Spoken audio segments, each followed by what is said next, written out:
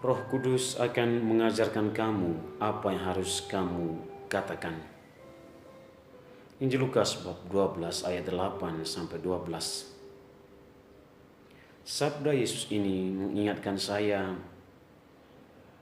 akan pengalaman saya ketika tiba di Kongo awal tahun 2010. Saat itu saya sama sekali belum mengetahui bahasa Perancis yang merupakan bahasa nasional negara ini. Ketika diumumkan bahwa saya akan memulai kursus bahasa itu, dalam benak saya, kedua guru yang akan mengajar saya, mereka mengetahui bahasa Inggris. Sehingga dengan bahasa itu mereka bisa mengajar saya bahasa Perancis. Ternyata kenyataannya tidak demikian. Kedua guru itu tidak mengetahui bahasa Inggris. Sejak hari pertama kursus bahasa Perancis, mereka langsung mengajar saya dalam bahasa Perancis. Ketika saya mau bertanya, kalau saya sama sekali tidak mengerti apa yang diajarkan, saya bertanya dalam bahasa Inggris, mereka tidak mengerti. Ketika mereka bertanya kepada saya dalam bahasa Perancis, saya lebih tidak mengerti lagi. Dunia kami sangat berbeda saat itu. Selama 2 bulan pertama, saya hanya diam membisu. Bahkan saya merasa diri orang yang paling bisu. Setelah 2 bulan mengikuti kursus bahasa tersebut, dalam keadaan seperti itu, saya mulai sedikit demi sedikit mengerti dan membuka mulut untuk berbicara dalam bahasa itu. Sampai akhirnya saya menyelesaikan kursus bahasa tersebut dan memulai misi di tempat ini. Setelah saya merenung secara mendalam, akhirnya saya sungguh-sungguh memahami dan yakin bahwa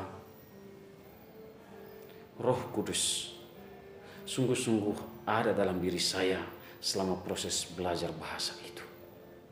Roh Kudus sendiri yang mengajar saya, yang membuka mata dan pikiran saya untuk memahami dan mengerti bahasa tersebut. Yesus mengatakan kepada para muridnya dalam Injil yang kita renungkan hari ini, Roh Kudus akan mengajarkan kepada kamu apa yang harus kamu lakukan dan katakan. Dengan berbicara demikian, Yesus sungguh-sungguh percaya pada kekuatan Roh Kudus. Sejak dalam kandungan ibunya sampai pada kebangkitannya, Roh Kudus selalu ada dalam diri Yesus. Roh Kudus itu merupakan jiwa dari misi Yesus, jiwa yang menghidupkan Yesus, yang membuat misi Yesus selalu berhasil.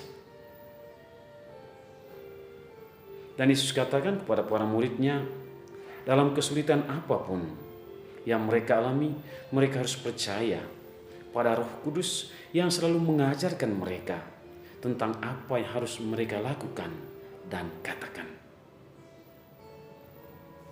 Roh Kudus itu telah mengajarkan saya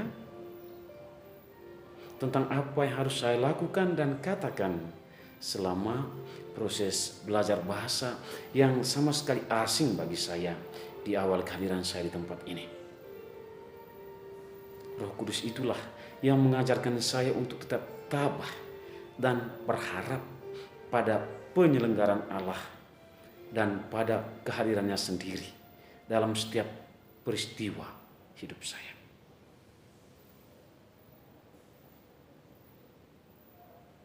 Mari kita berdoa. Semoga Roh Kudus itu selalu hadir dan tinggal di dalam hati kita, di dalam pikiran kita, di dalam diri kita, supaya mengajarkan kita apa yang harus kita lakukan dan katakan, serta mengajarkan kita untuk melakukan apa yang tidak boleh kita katakan dan yang tidak boleh kita lakukan. Semoga